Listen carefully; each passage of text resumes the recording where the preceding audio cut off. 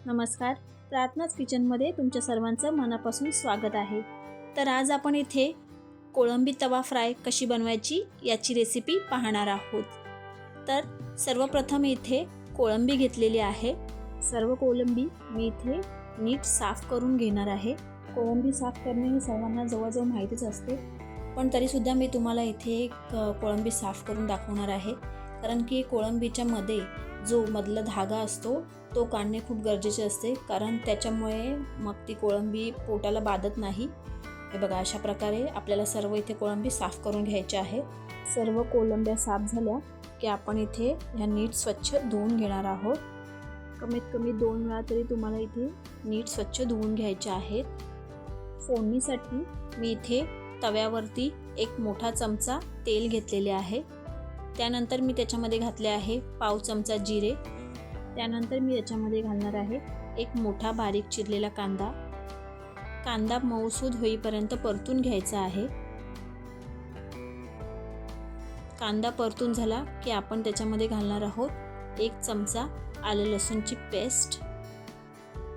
आले लसूणची पेस्ट ही आपण इथे छान परतून घेणार आहोत। हे पहा, आपला इथे कांदा छान परतून मऊसूद झालेला आहे। तर आपण इथे घालणार आहोत आता अर्धी वाटी टोमॅटो प्युरी।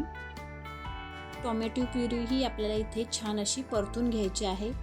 टोमॅटो प्युरी घातली की इथे कांद्याला पाणी सुटायला लागेल, तर इथे आपल्याला छान अशी ही प्युरी परतून घ्यायची आहे। त्यानंतर आपण इथे मसाले घालून घेणार आहोत।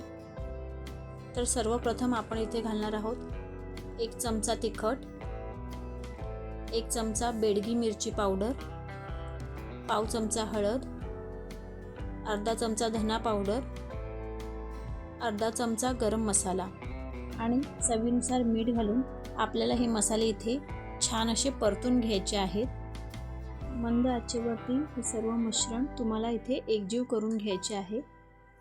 मिश्रण एकजीव झाले की त्यानंतर आपण याच्यामध्ये घालणार आहोत सोललेली कोळंबी। त्यानंतर आपण ही कोळंबी ह्या मिश्रणात छान अशी परतून घेणार आहोत। आपल्याला इथे पाण्याचा वापर करायचा नाही आहे। ह्याच मिश्रणात तुम्हाला ही कोळंबी इथे छान अशी परतून घ्यायची आहे। ही कोळंबी तुम्हाला इथे सतत परतून घ्यायची आहे, जेणेकरून ती खाली लागणार नाही याची तुम्हाला काळजी घ्यायची आहे।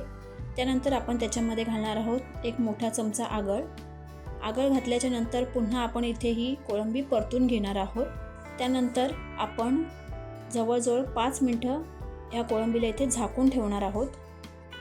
ही पहा, 5 मिनिटांनंतर आपली इथे कोळंबी जवळजवळ 80% शिजलेली आहे। तर सतत तुम्हाला इथे परतून घ्यायचे आहे। त्यानंतर आपण याच्यामध्ये घालणार आहोत थोडीशी कोथिंबीर आणि छान अशी आपण इथे परतून घेणार आहोत। तर तुम्ही म्हणाल की इथे सारखे परतून घ्यायची काय गरज आहे? तर काय आहे ना, जेव्हा आपण तव्यावरती एखादी गोष्ट करतो तेव्हा ती सारखी परतत राहावी लागते, नाहीतर ती खाली चिटकण्याचे चान्सेस असतात। आता आपण याच्यामध्ये घालणार आहोत 1 छोटी वाटी पाणी। आता पाणी घातल्यावरती तुम्हाला इथे लगेचच चारी बाजूने पुन्हा परतून घ्यायचे आहे। सतत परतत राहायचे आहे। 2 ते 3 मिनिटात तुमची ग्रेव्ही ही घट्ट होईल। हे बघा, अशा प्रकारे भाकरीसोबत किंवा चपातीसोबत तुम्ही ही सर्व करू शकता। आणि याची तुमची कोळंबी तवा फ्राय इथे तयार झालेली आहे। तुम्हाला माझी रेसिपी कशी वाटली हे मला कमेंट बॉक्समध्ये नक्की कळवा आणि माझ्या चॅनलला लाईक, शेअर आणि सबस्क्राईब करायला विसरू नका, जेणेकरून असेच नवनवीन व्हिडिओ मला तुमच्यापर्यंत पोहोचवता येतील। व्हिडिओ पाहिल्यास तुमच्या सर्वांचे मनापासून आभार।